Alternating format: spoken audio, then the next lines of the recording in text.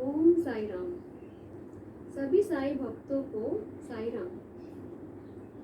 इस वीडियो के द्वारा मैं साई सच्चरित्र जो पुस्तक है, जो साई बाबा के जीवनी और उनके उपदेशों पर आधारित है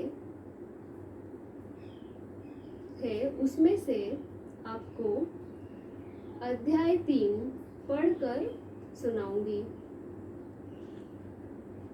यह सुनकर आप सभी लोगों के दुख, दर्द, दारिद्र्य, कष्ट सब समाप्त हो जाए और बाबा का आशीर्वाद और प्रेम आप सबको प्राप्त हो। अध्याय 3। बाबा का सच्चरित्र के लेखक श्री हेमाड पंत जी है, जो बाबा के एक सच्चे भक्त हैं। अब हम शुरुआत करेंगे। ग्रंथ लेखन हेतु बाबा की स्वीकृति। जैसे कि पिछले अध्याय में बतलाया जा चुका है कि बाबा ने सच्चरित्र लिखने की अनुमति देते हुए कहा कि सच्चरित्र लिखने के लिए मेरी पूर्ण अनुमति है।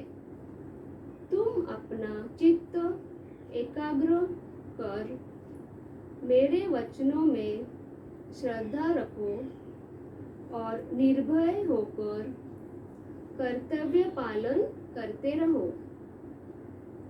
यदि मेरी लीलाएं लिखी गई तो अज्ञान का नाश होगा तथा ध्यान व भक्ति पूर्वक श्रवण करने से दैहिक बुद्धि नष्ट होकर भक्ति और प्रेम की तीव्र लहर प्रवाहित होगी और जो इन लीलाओं की अधिक गहराई में जाएगा उसे ज्ञान रूपी अमूल्य रत्न की प्राप्ति होगी। इन वचनों को सुनकर हेमंत पंत को बड़ी प्रसन्नता हुई और वे निर्भय हो गए।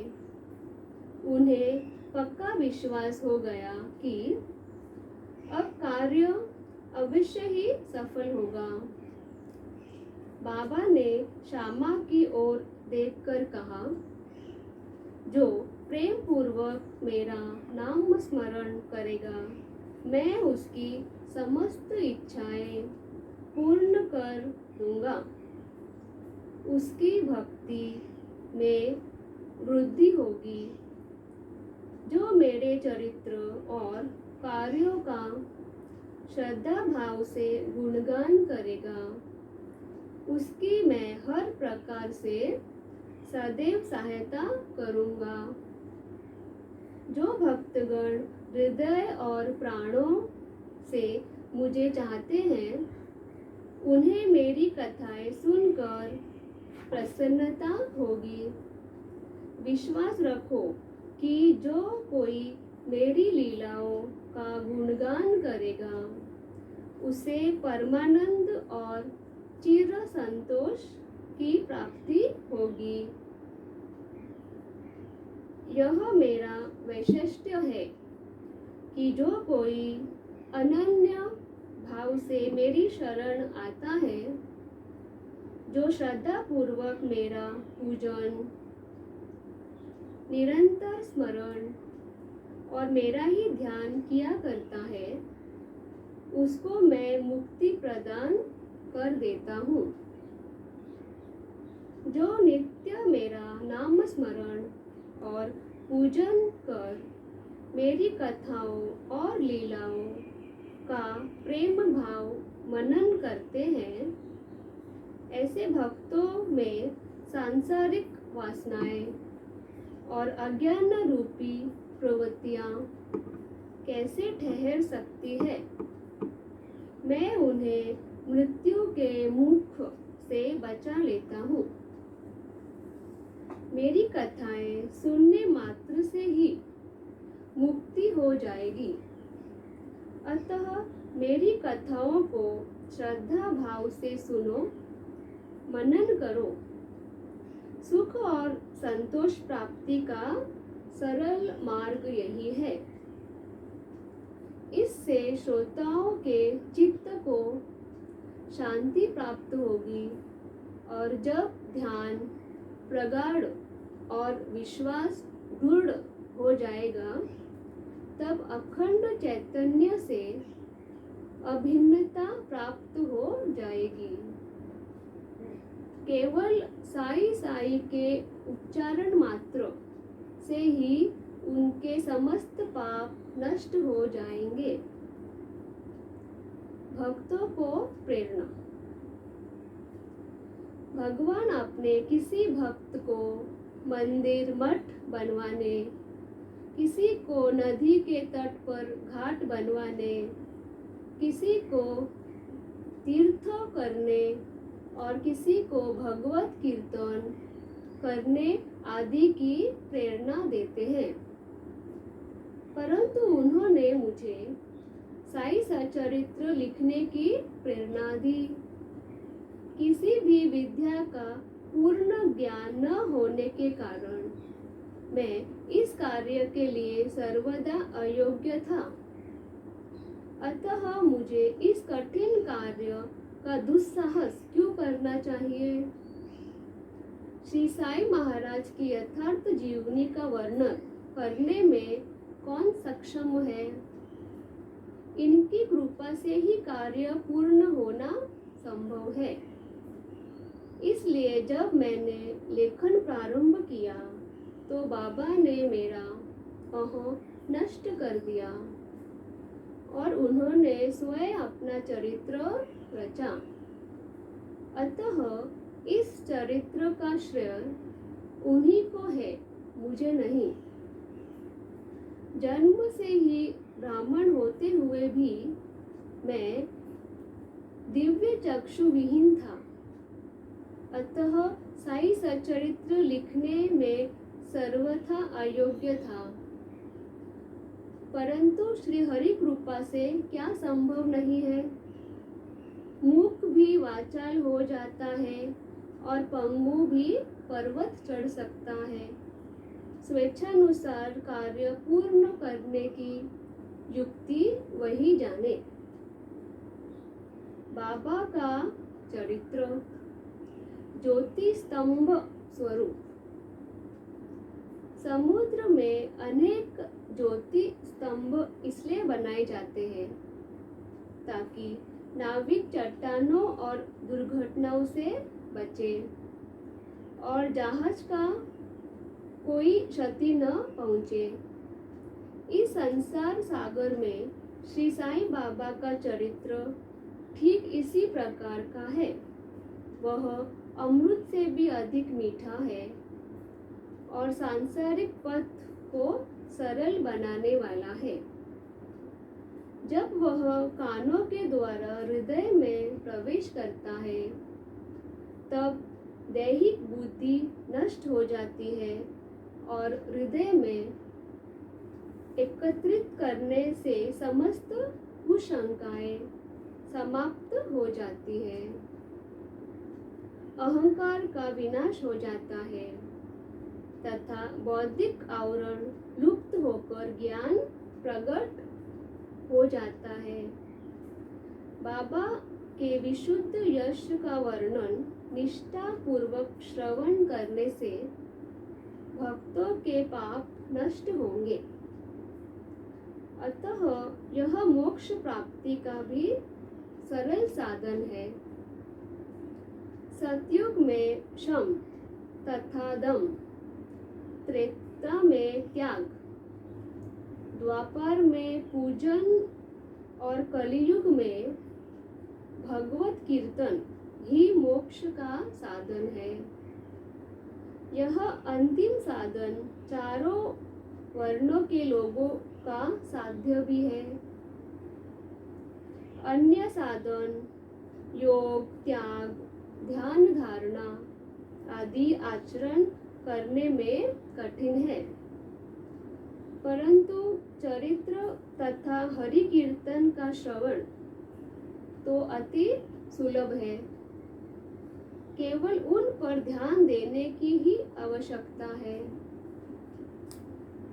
कथा श्रवण और कीर्तन से इंद्रियों की विषयों के प्रति स्वाभाविक विषय संगति नष्ट हो जाती है और भक्त वासना रहित होकर आत्म साक्षात्कार की ओर अग्रसर हो जाता है। इसी फल को प्रदान करने हेतु उन्होंने सचरित्र की रचना करवाई।